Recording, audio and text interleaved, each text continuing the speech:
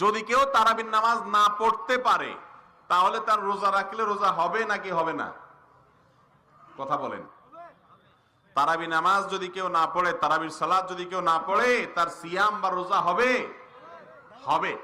আমাদের দেশে মানুষ মনে করে যে তারাবি না পড়লে কি হয় না, রোজা হয় না। আসলে তারাবির সাথে রোজার সম্পর্ক নাই। তারাবিরা পড়লে সব হবে, কিন্তু তারাবি কেউ না পড়লে যে তার রোজা হবে না এমন কোনো কথা। কিন্তু তার মানে কি তারাবি পড়বেন না? রাসূল করিম সাল্লাল্লাহু আলাইহি সাল্লাম বলেছেন, যে ব্যক্তি রমজান মাসে রাতের বেলায় দাঁড়িয়ে তারাবির নামাজ আদায় করবে, আল্লাহ রাব্বুল আলামিন তার পেছনের সমস্ত গুনাহ মাফ করে দিবেন। এই জন্য কষ্ট করে তারাবি পড়বেন তো ইনশাআল্লাহ। ইফতারিতে আমরা যে খাই ছোলা বুট, খায়া পেট ফুলায় ফেলাই বুট বুট ফুট ফুট করে, তারাবির নামাজটা সুন্দর মতো যদি আপনি আদায় করেন, ধীরে স্থিরে ভাবে আদায় করেন, তাহলে দেখবেন আপনার নামাজের পরে পেটটা ফ্রেশ হয়ে গেছে ইনশাআল্লাহ।